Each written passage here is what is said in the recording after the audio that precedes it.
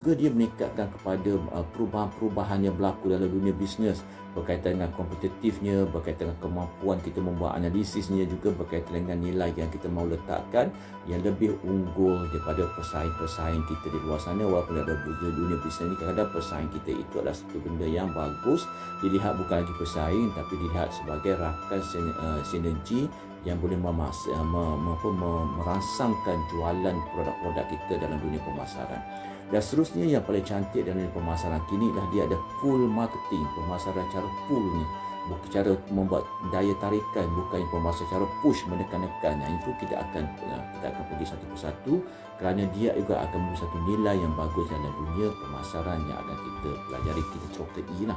Dan juga kalau apabila kita melihat pada dunia pemasaran, sebenarnya dia terlalu besar. Sebab itu ada buku-buku yang berbicarakan tentang pemasaran ni yang terlalu detail sangat perbicaraannya, sampai pun dalam 982 muka surat.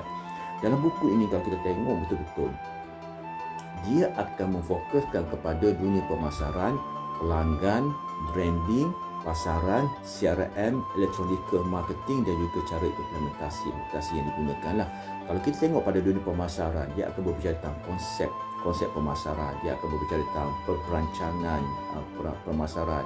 Dia juga berbicara tentang analisis untuk melihat satu pemasaran itu kompetitif atau tidak. Dia juga boleh melihat kepada strategi-strategi dalam pasaran, strategi pemasaran, dan juga melihat saluran-saluran dalam pemasaran.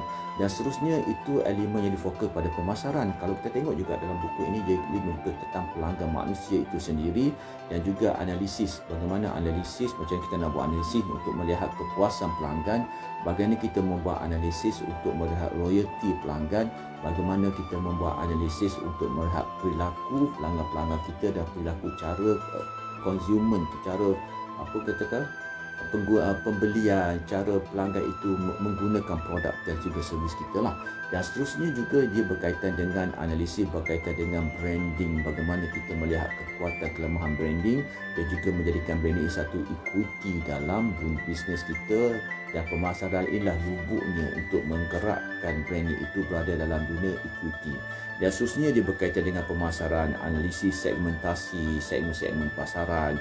Dia juga berkaitan dengan analisis berkaitan dengan target, analisis berkaitan dengan positioning pasaran, dan juga berkaitan dengan strategi pemasaran untuk menguasai dunia pasaran. Analisis digunakan berkaitan juga dengan analisis portfolio produk, berkaitan dengan analisis strategi harga, berkaitan dengan analisis saluran pemasaran, berkaitan dengan analisis strategi promosi.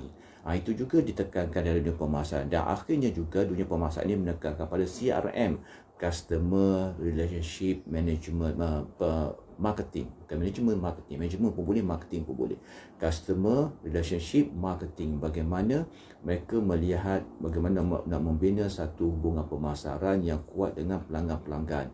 Dan seterusnya juga mereka juga akan melihat kepada konsep electronic marketing yang ada sekarang ni lah, maksudnya dalam konsep digital, konsep online, konsep media kan. Dan juga akhirnya dia akan tengok apakah implementasi yang boleh digunakan yang sesuai dengan keadaan semasa. Itu antara elemen-elemen yang ditekankan dalam buku yang dikatakan agak tebal jugalah. Kalau kita tunjuk bukunya, ni tebal juga bukunya kan. Nampak tak tahu ketebalan buku ni.